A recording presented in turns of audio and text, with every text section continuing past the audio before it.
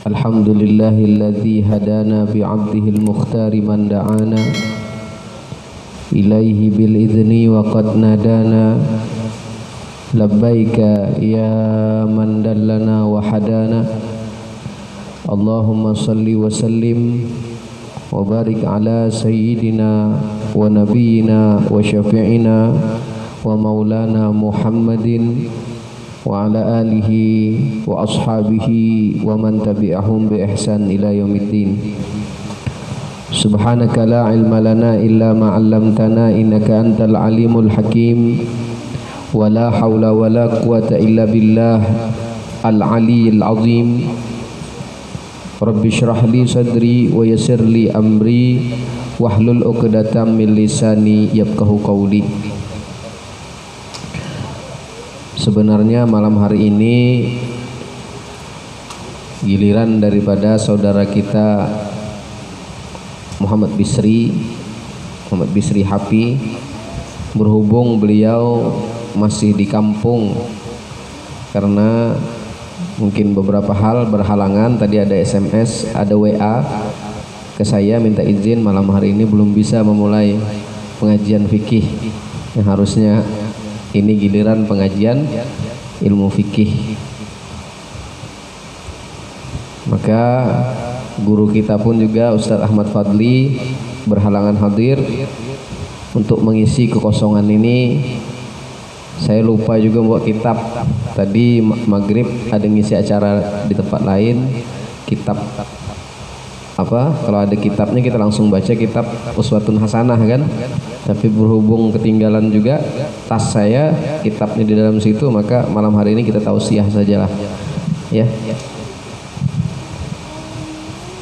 Puja dan puji syukur tak henti-hentinya marilah sama-sama kita panjatkan kepada Allah Subhanahu wa taala, yang mana malam hari ini kita kembali dikumpulkan dalam acara rutinan pengajian kita, yang mana kita adalah orang-orang yang terpilih, ditakdirkan oleh Allah dapat berkumpul di tempat-tempat mulia seperti yang saat ini kita berada. Kemudian salawat dan salam juga tak henti-hentinya, tak bosan-bosannya kita haturkan keharibaan baginda kita, yaitu Nabi Agung Nabi Yuna Muhammad sallallahu alaihi wasallam, yang menjadi penyebab hingga saat ini kita dapat menikmati indahnya iman, Islam dan ilmu pengetahuan. Hadirin hadirat jamaah sekalian yang dimuliakan Allah, pada kesempatan kali ini saya akan menyampaikan sebuah hadis dikutip dari kitab Arba'in An-Nawawi, yaitu hadis yang ke-40 yang berbunyi an Ibnu Umar radhiyallahu anhuma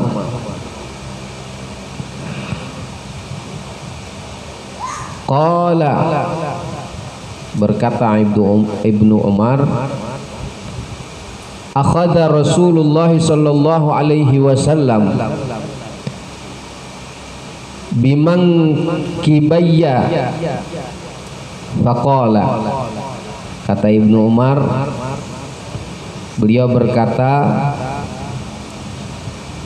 bahwa Rasulullah sallallahu alaihi wasallam pernah satu ketika memegang pundak saya, kata Ibnu Umar.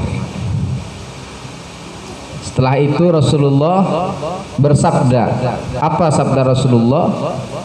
Kun fid dunya ka'annaka gharibun au abiru sabilin.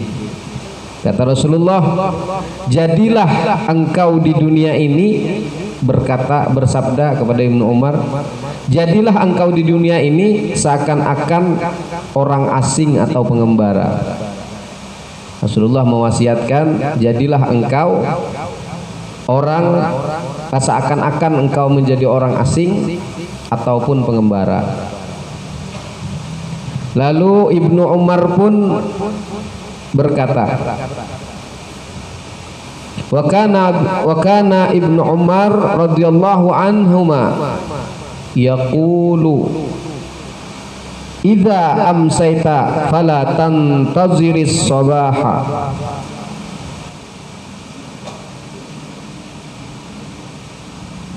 wa idza asbahta fala tantaziril masaa wa khudh min sihhatika limaradika wa min hayatika limautika.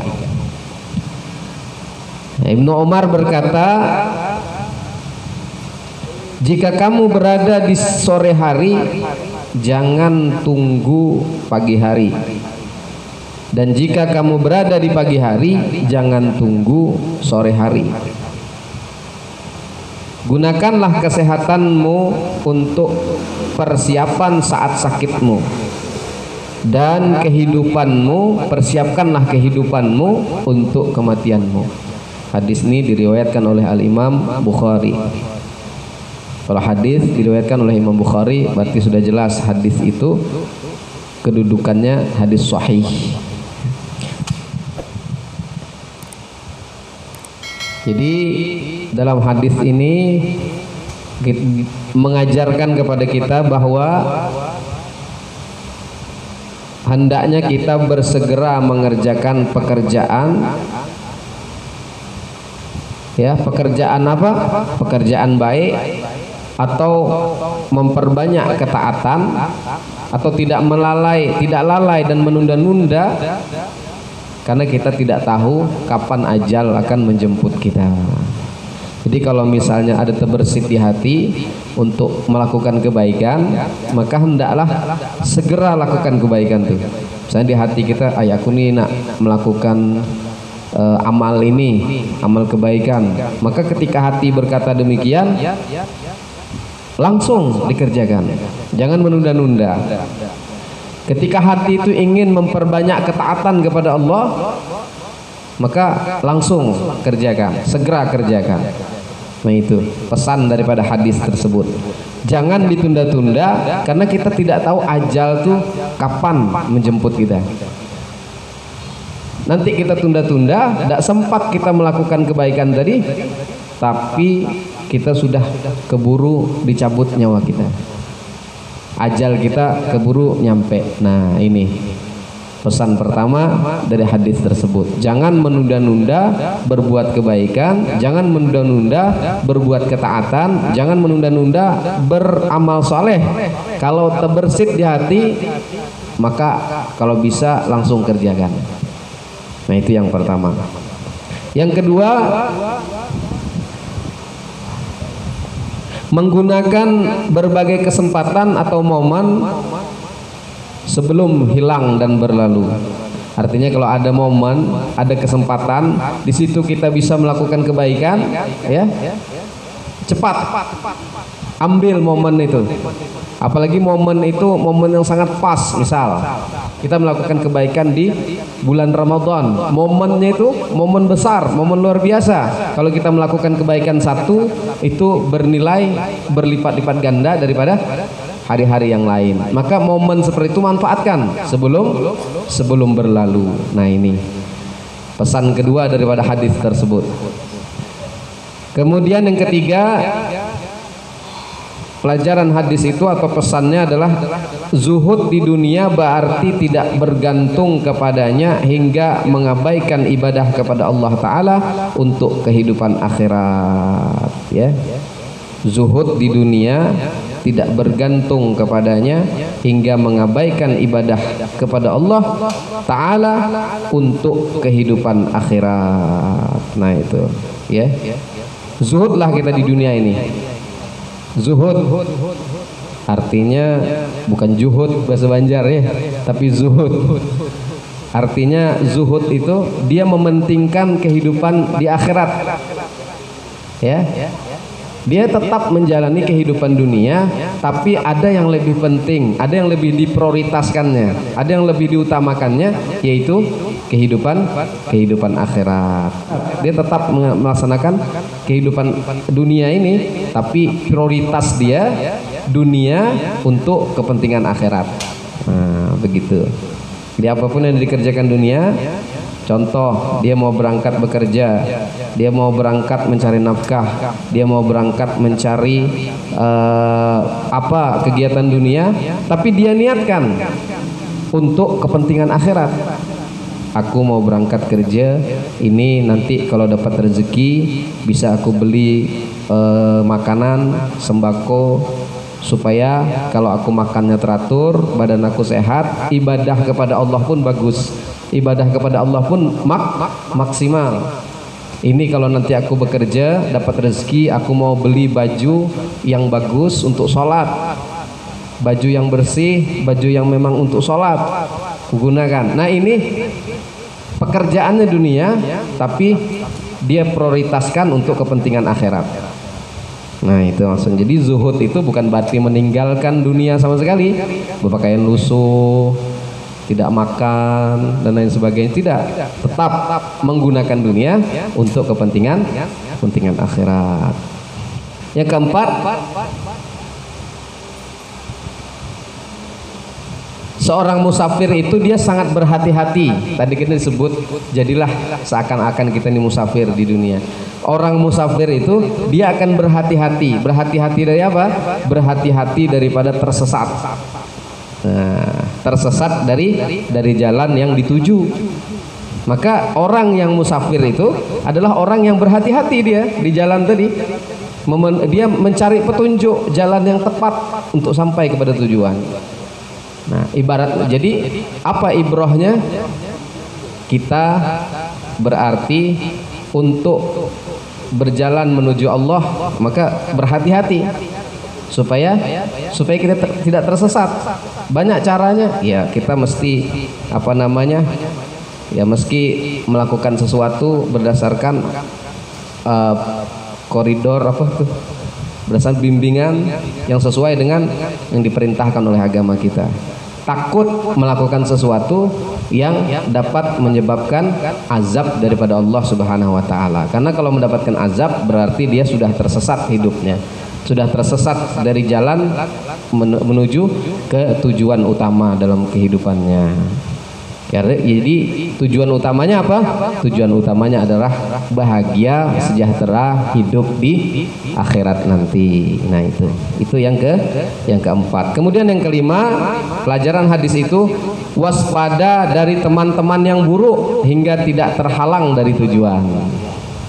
Ketika kita berjalan menuju akhirat, menuju jalan yang kita tuju, jalan akhirat, ternyata ada yang bisa menyebabkan kita tersesat, menyebabkan kita terhalang untuk berjalan menuju ke jalan tadi. Siapa dia?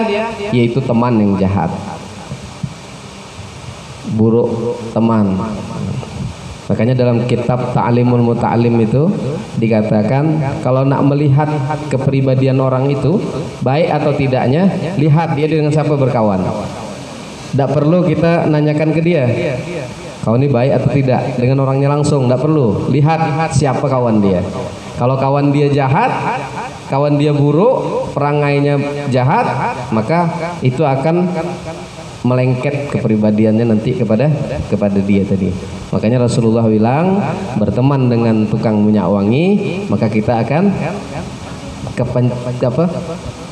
ikut juga daripada minyak wangi tersebut. Kalau berkawan dengan tukang pandai besi, kata Rasulullah, maka nanti kita pun juga akan berbau pandai besi. Berkawan dengan minyak wangi, tukang minyak wangi, kita pun juga akan terpenceret juga dengan wangi tadi. Nah, itu.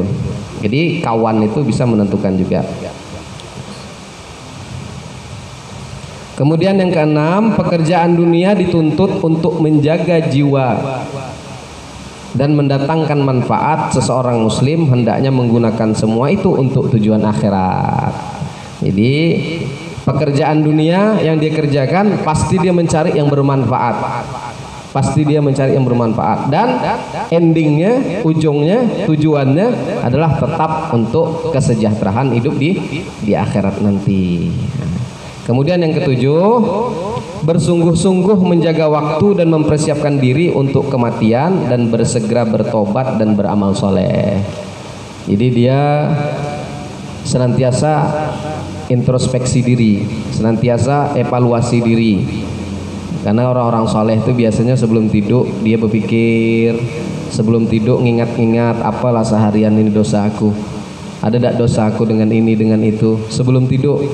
Kalau dia belum tidur dia ikhlaskan, kalau ada orang salah sama dia ikhlaskan, kalau ada dia salah sama orang besok dia cari, ini aku ada salah ini, aku ada salah ini, minta maaf. Itu orang soleh tuh gitu, tiap malamnya tuh ada sebelum tidur itu evaluasi diri. Itu para wali Allah, para ulama yang dekat dengan Allah, mereka seperti demikian. Nah, senantiasa bertobat karena dia tidak tahu pas kita mau tidur itu kan, sekali besok tidak bangun lagi, kebanyakan kan begitu kan. Nah, pas tidur itulah waktu puncaknya kita meminta kepada Allah, bertobat kepada Allah.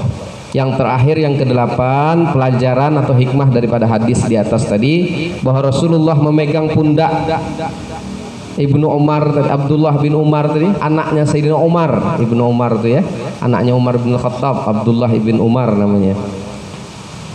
Adalah apa maksudnya Rasulullah memegang pundak tadi?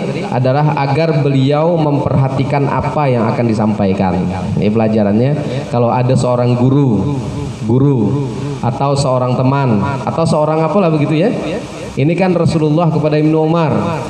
Kalau dia bercakap, kemudian dia memegang-megang pundaknya itu, ya, itu menunjukkan bahwa ada sesuatu yang serius ingin disampaikan Rasulullah SAW.